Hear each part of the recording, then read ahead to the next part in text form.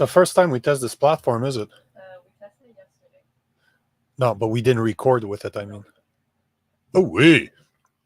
So let me go live on the Instagram. So you let me know what it's looking like because my phone is being used right now. So just make sure, please, that we are good.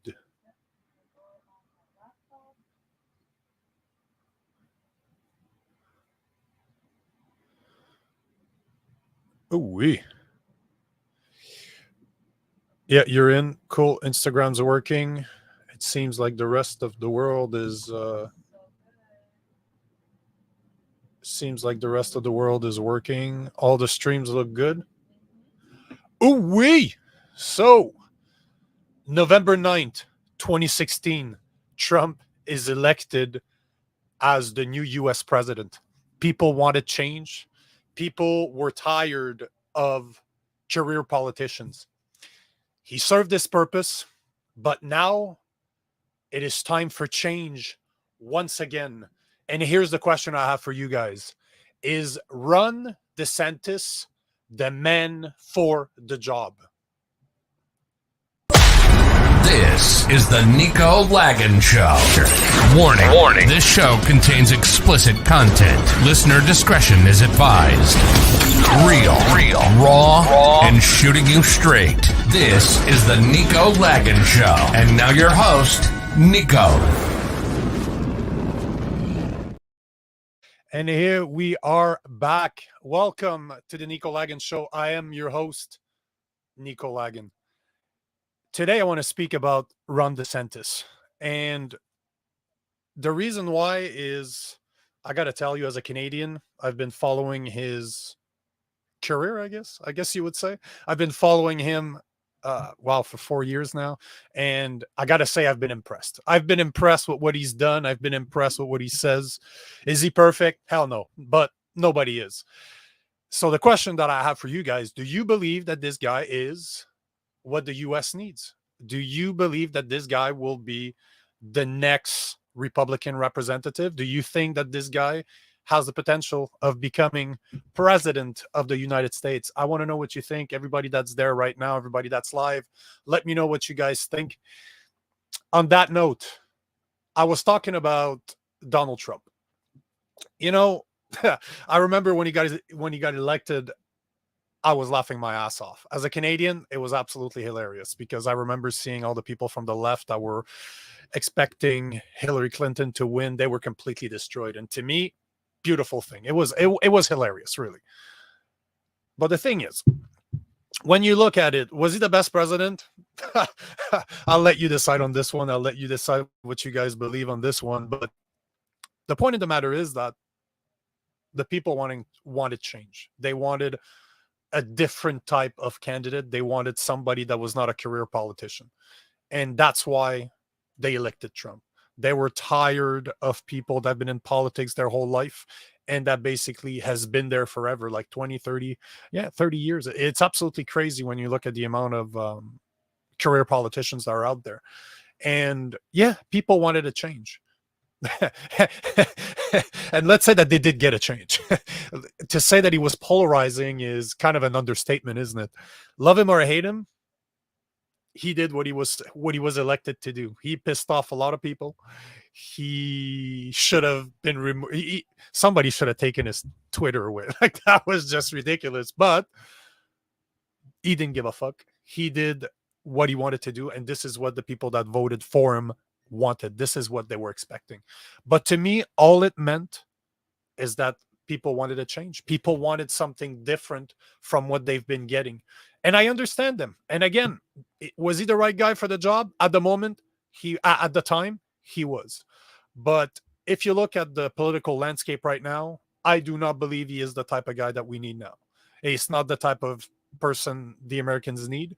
This is why I'm such a fan of the new contender. I've been hoping for years that he decides to go for that. He doesn't just stay a governor, but he decides to go and become or try to become the next president. So I'm happy to say that DeSantis, it hasn't been announced yet, but it's pointing like he's going to do it. It does show this way, but yet I'm not announcing anything because I'm not aware of anything more than you are, at least not on this subject, but it seems like that's a possibility.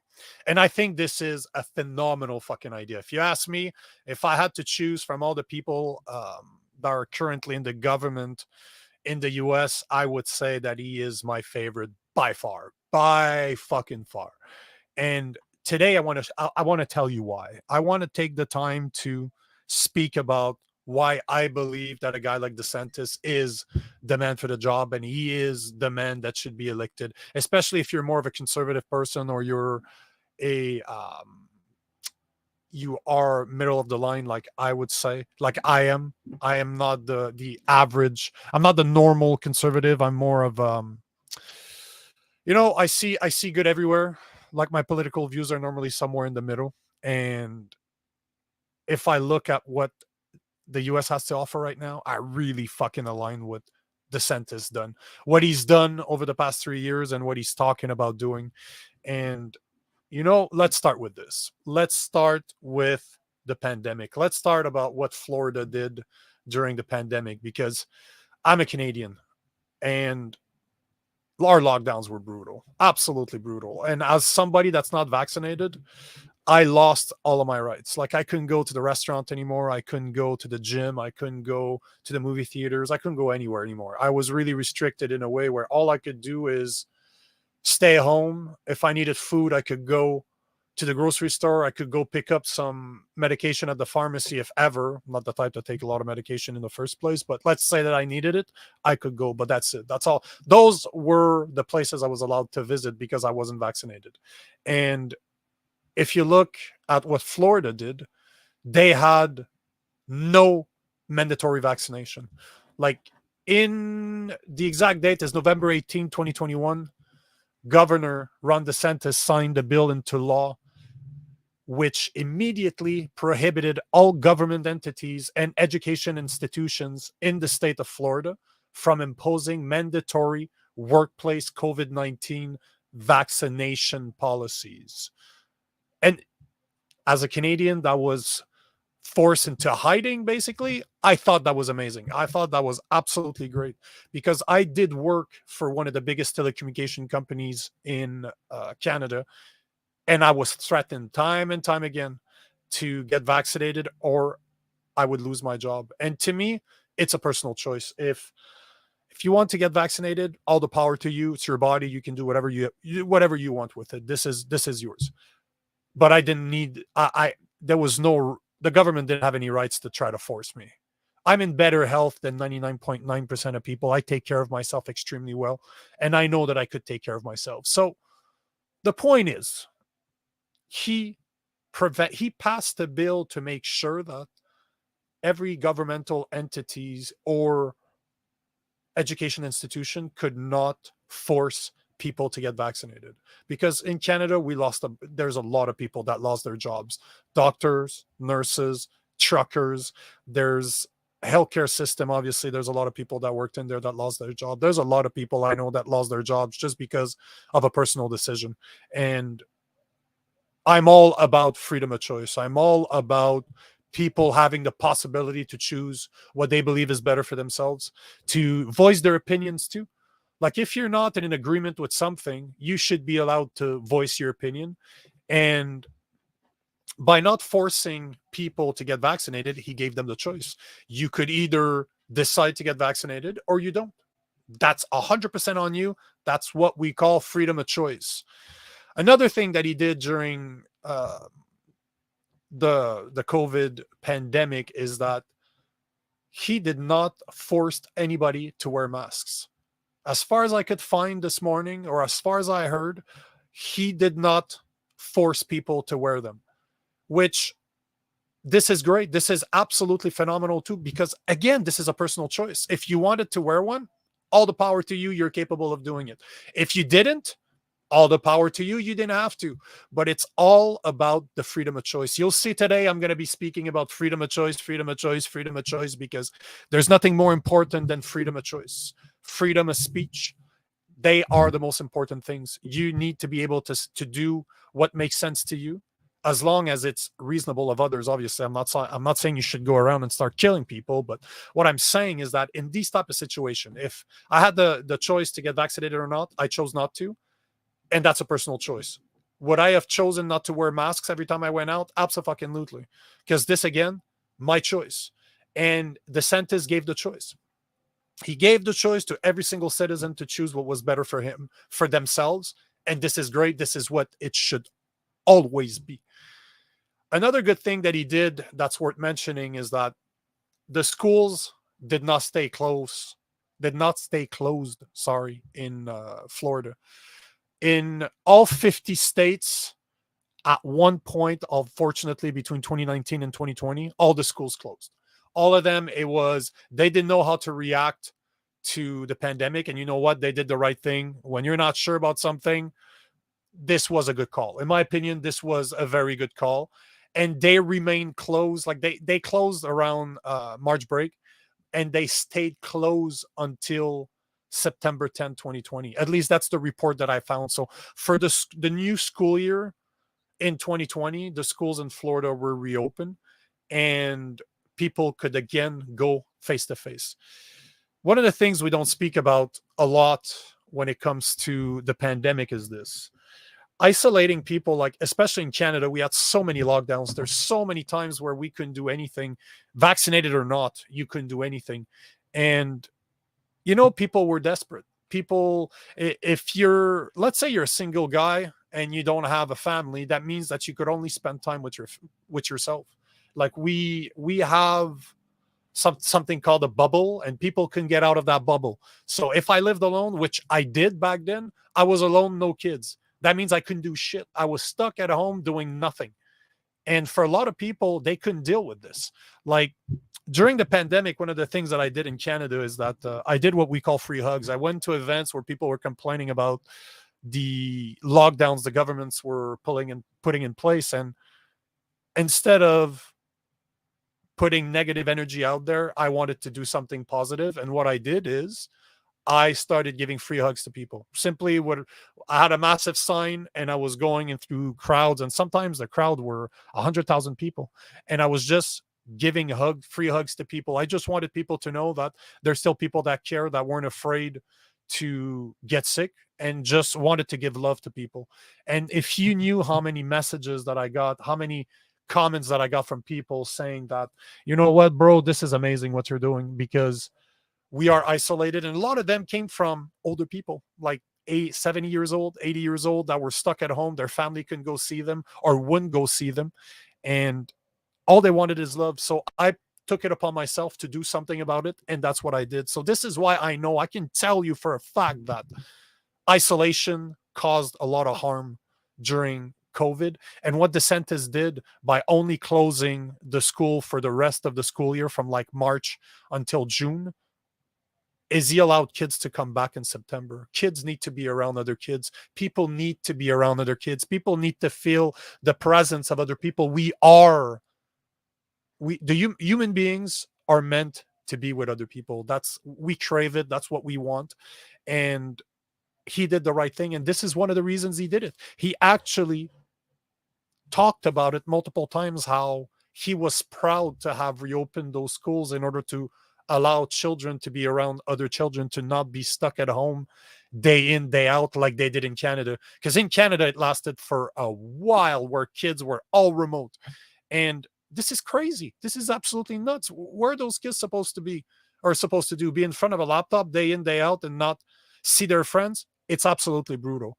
And one of the things that DeSantis did is that he wanted to give parents the choice. He wanted to give the parents the opportunity to choose if their kids would go back face to face or if their kids would continue with remote learning.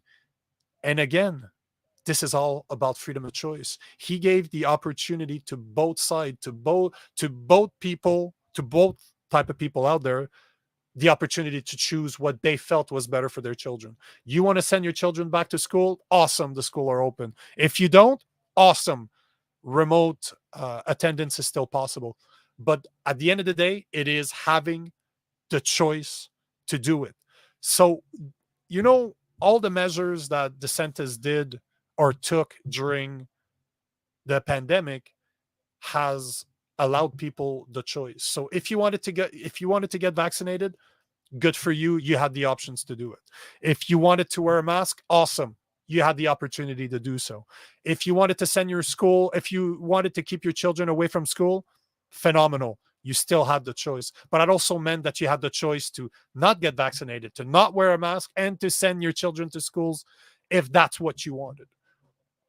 Now let's talk about something that's more in the news right now. People are pissed off at this one, and I'm not sure to understand why, because I agree with what he did. I agree with what his government is doing right now in Florida. But let's talk about the LGBTQ plus measures that he's putting in place right now. And here I quote DeSantis: "We will make sure that parents can send their kids to school to get an education, not indoctrination." If you know me personally, if you watch what I post, I do not like the school system the way it is right now. The kids don't seem to be educated anymore. They definitely seem like they're being indoctrinated. And the way he said it is right. It's hitting the nail on the head. The education system is an indoctrination system now and shouldn't be. Kids should be there to receive an education, not to get told what their social value should be. This is something that needs to be done at home. Those are values that should be represented by their parents and not what the school board thinks. This is something I don't like, but his critics right now are calling his measures "Don't Say Gay." I don't get it. I don't understand why people need to be a dick about this when, again, it's freedom of choice.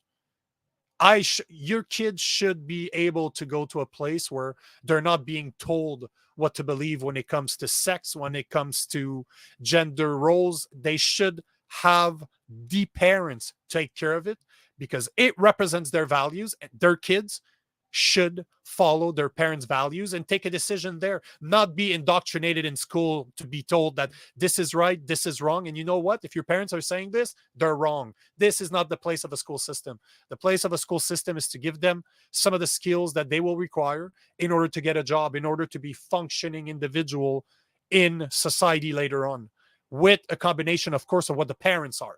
Again, values of the parents is what's the most important. And if you look at the measures themselves, this is what it stipulates. Classrooms instruction by school personnel or third parties or sexual orientation or gender identity may not occur in kindergarten through grade 3 or in any matter that is not age appropriate or developmentally appropriate for students in accordance with state standards. Basically, what they're saying is that they do not want you to speak. They don't want the teachers to be speaking about sex in grade kindergarten through grade 3.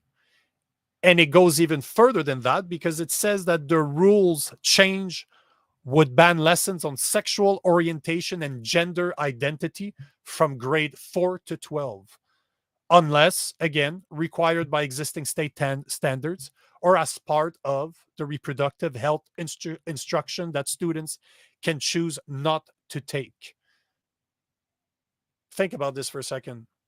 Don't you think that this is the right thing to do? Don't you think that there is no place in school to be speaking about sexuality, at least not the way they want to speak about it, instead to simply leave that to the parents? This is where it belongs. Parents should be responsible for teaching their kids about sexuality. And it says here that they can still take a class on reproductive health if they want to, but it is their choice. It is not mandatory. And this is exactly how it should be. This should be left to either the individual if he is age appropriate or to the parent. This is how it should be. This is freedom of choice. Do not force children to go through this shit if they don't want to, and if the parents don't want to, because there's a lot of parents out there that do not want that type of education to be done in schools. They want to be the ones speaking about it. So I think that what they did there is bang on. This is exactly what they should do, and I agree with this 100%. So the bill, just so you guys know, it goes further than this. The bill that they passed also bans people from entering bathrooms others than their sex assigned at birth. It requires bathrooms in public place to be listed as either men, women, or unisex. So no more guys in dresses in female bathrooms. And this is how it should be. If you were born with a dick, if you were born a biological male, you should be in the bathroom attached to your sex at birth, not the one you pick and choose whenever the fuck you feel like changing. No, you go to the bathroom that's biologically correct to what you were born with. And again, this is how it should be. There's still a choice. I've seen unisex bathrooms, I see women bathroom, and I see men bathroom. So what's the problem? Again, DeSantis is giving the choice, but he's not allowing people that are biological male to go in women's bathroom. Have you asked, like, let me ask you this question, and I'd like you guys to leave me the comments and to tell me what you think, but women out there, do you want men in your bathrooms? Like, leave me a comment. Leave me a comment. I'm really curious to know, but do you want men in your bathroom? It's a simple question, right? Let me know what you guys think. There is a, there's, this is the one that I'm curious also to get your opinion on. A couple of weeks ago, I heard that Pride was canceled. So Pride in Florida is not happening this year. And the organizers are saying that it's because DeSantis passed a bill making it a adult only parade. Yeah, an adult only parade. So this means that if you're not 21, you cannot attend Pride. Do you guys see a problem with that?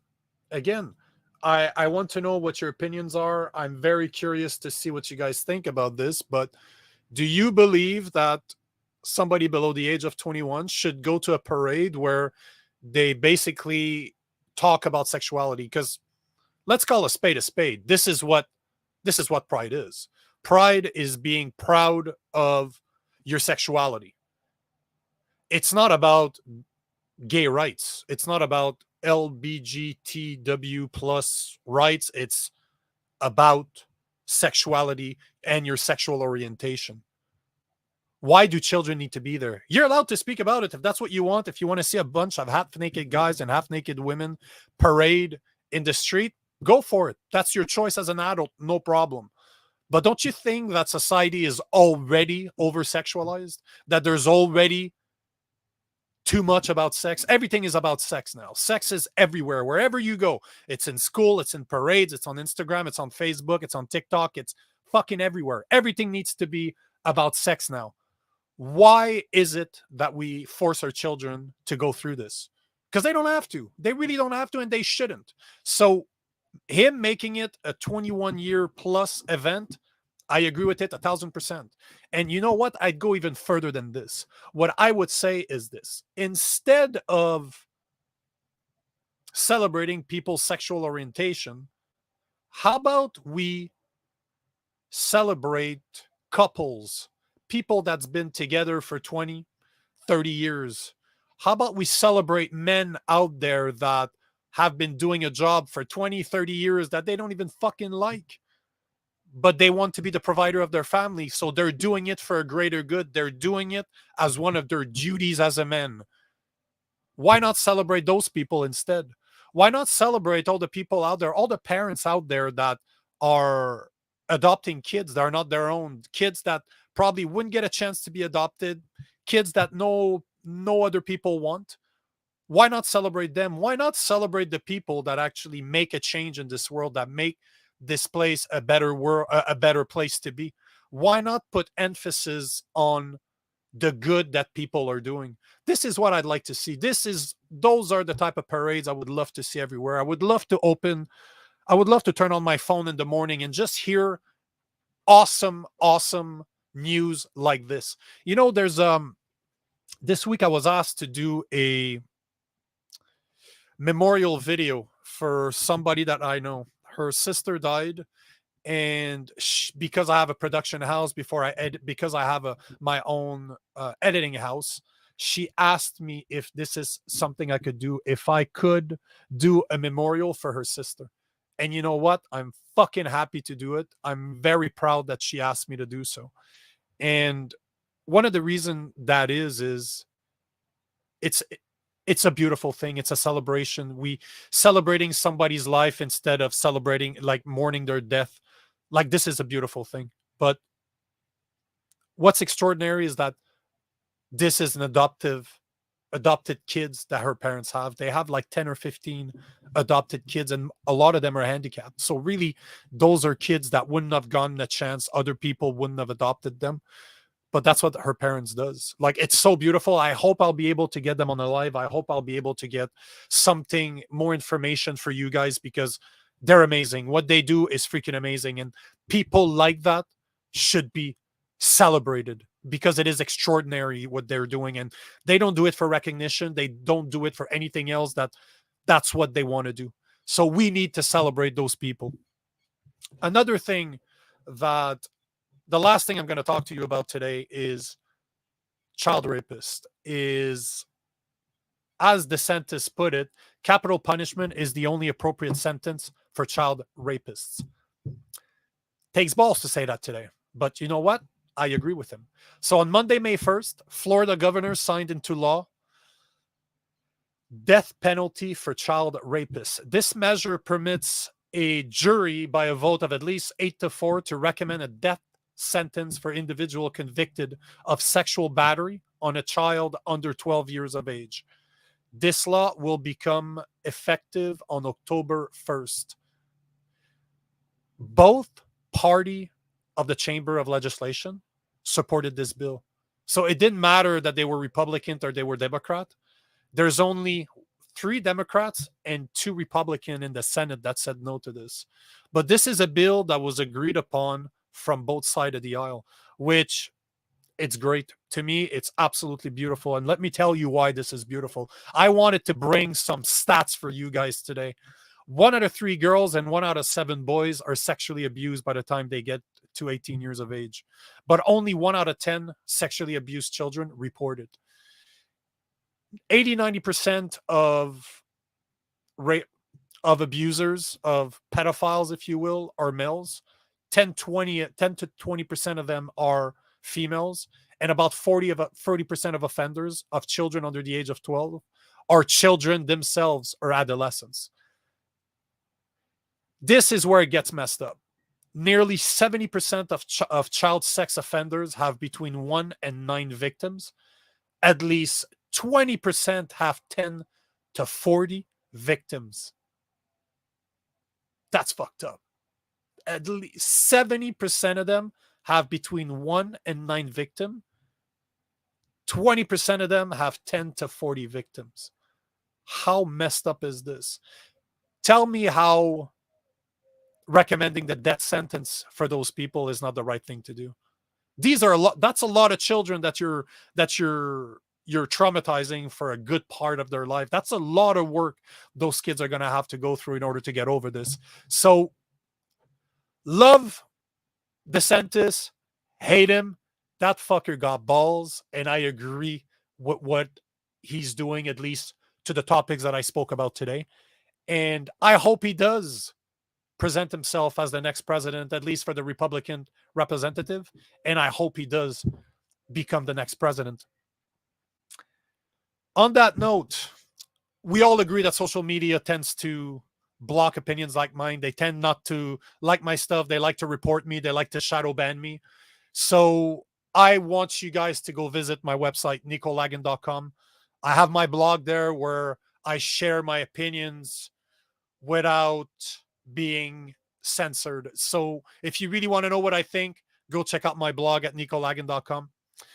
If you are a man out there and you're looking for a platform where other strong men are part of, where you can be who you are, you can talk about the topics that are considered taboos, join us. Find us on Facebook. It's a private group that I manage. It's called the Legion of Men. So find us. And I want to thank every single one of you to have watched. I want you to know that I'm very grateful for you people, for everybody that's out there that's watching this, that's listening to the MP3, because without you guys, I serve no purpose. And until next time, remember this: the world is changed one man at a time, and it takes just one man to change the world. Peace out.